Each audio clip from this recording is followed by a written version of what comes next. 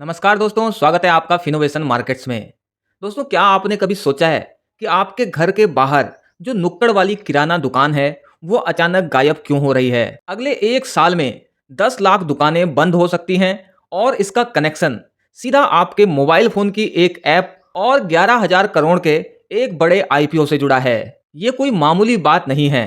देश में एक बहुत बड़ी जंग छिड़ गई है और ये जंग है क्विक कॉमर्स और आपके पड़ोस की किराना दुकान के बीच। मसला इतना गंभीर हो चुका है कि अब बात प्राइम मिनिस्टर नरेंद्र मोदी तक पहुंच चुकी है। All India consumer products distributors federation यानी कि AICPDF, इन्होंने पीएम मोदी को एक लेटर लिखा है। इस लेटर में जेप्टो का जो आने वाला आईपीओ है और इसका ट्रेडिशनल रिटेल पर जो बुरा असर पड़ रहा है, उस पर बड़े सवाल उठाए गए हैं। अगर आप एक रिटेल इन्वेस्टर हैं और रोजाना ऑनलाइन ग्रोसरी मंगाते हैं, तो आपको ये जानना बहुत जरूरी है कि पर्दे के पीछे क्या चल रहा है। पिछले साल यानी कि फाइनेंशियल ईयर 24-25 में लगभग 2 लाख किराना और छोटी रिटेल दुकानें बंद हो चुकी हैं और डर ये है कि फाइनेंशियल ईयर 26 में जो डेटा सामने आएगा, उसमें ये जो संख्या है, ये 10 लाख तक पहुंच सकती है। सोचिए, सिर्फ 1 साल में 10 लाख परिवारों की जो रोजी रोटी है, उस पर खतरा मंडरा रहा है। अब बात करते हैं जेप्टो की। जेप्टो को सेबी से 11,000 करोड़ रुपए के आईपीओ के लिए इन प्रिंसिपल अप्रूवल मिल चुका है। जेप्टो की शुरुआत 2020 में किराना कार्ट के नाम से हुई थी, लेकिन 2021 में इन्होंने अपना मॉडल बदल दिया और 10 मिनट डिलीवरी वाला वादा करके जेप्टो बन गए।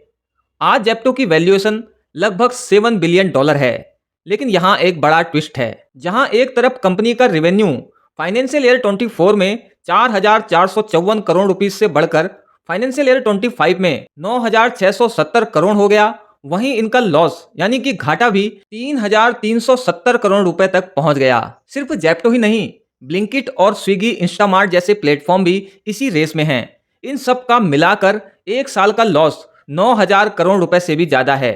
अब सवाल आता है कि ये कंपनीज इतना घाटा क्यों सह रही हैं? तो इसका जवाब है डीप डिस्काउंटिंग और फ्यूचर प्लानिंग। ये प्लेटफॉर्म्स भारी डिस्काउंट देते हैं ताकि कस्टमर इनके आदी हो जाएं। जब आप मोबाइल पर क्लिक करके 10 मिनट में सस्ता सामान घर मंगाते हैं, तो इसका सीधा असर उस दुकान पर पड़ता है जो सालों से आपके घर के पास है। डेटा के अकॉर्डिंग अर्बन मार्केट्स में रिटेल शॉप्स की जो सेल्स है, उसमें 25 से 30% की गिरावट आई है। एफएमसीजी डिस्ट्रीब्यूशन में किराना दुकानों की जो हिस्सेदारी है, वो भी 81% से गिरकर 79% पर आ गई है। डिस्ट्रीब्यूटर्स का कहना है कि ये जो कंपनीज हैं, ये इन्वेस्टर से मिला हुआ जो पैसा है उसको बर्न करती हैं ताकि मार्केट में कब्जा कर सकें।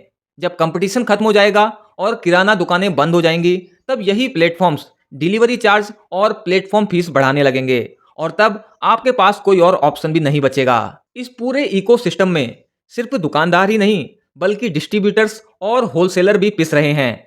एफएमसीजी मैन्युफैक्चरर्स को अब इन प्लेटफॉर्म्स को ज्यादा डिस्काउंट और एडवर्टाइजिंग का पैसा देना पड़ता है, जिसकी वजह से पूरी सप्लाई चेन में मार्जिन कम हो गए हैं। देश के ट्रेडर्स की बड़ी संस्था CAIT ने भी वार्निंग दी है कि अगर एक मजबूत ई कॉमर्स पॉलिसी नहीं बनाई गई, तो छोटे व्यापारियों का बचे रहना मुश्किल हो जाएगा। लेकिन क्या इसका मतलब यह है कि टेक और ऑनलाइन शॉपिंग बुरी चीज है? बिल्कुल नहीं। 2030 तक भारत का ई कॉमर्स मार्केट $250 बिलियन तक जा सकता है। लगभग 22 करोड़ नए जेन जी कस्टमर्स ऑनलाइन शॉपिंग से जुड़ने वाले हैं।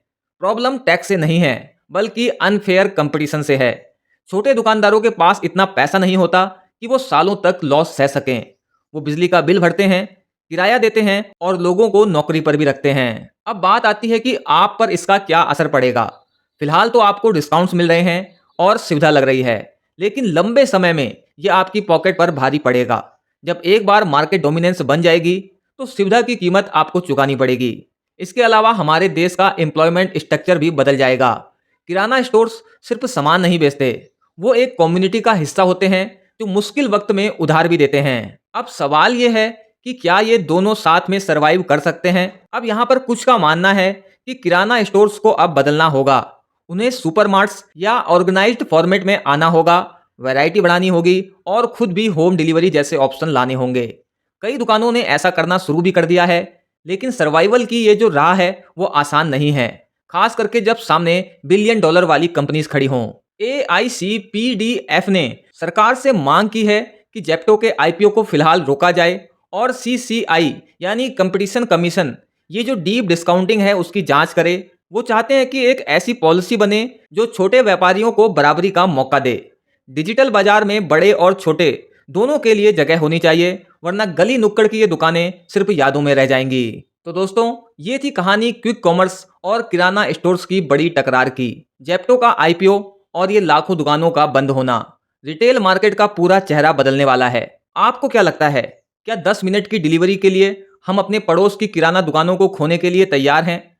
आपकी जो भी राय है कमेंट करके जरूर बताइएगा। बाकी बिजनेस और फाइनेंस की दुनिया से अपडेटेड रहने के लिए फिनोवेशन मार्केट्स को सब्सक्राइब जरूर कर लीजिएगा। जल्द मिलते हैं नई वीडियो में। Thanks for watching.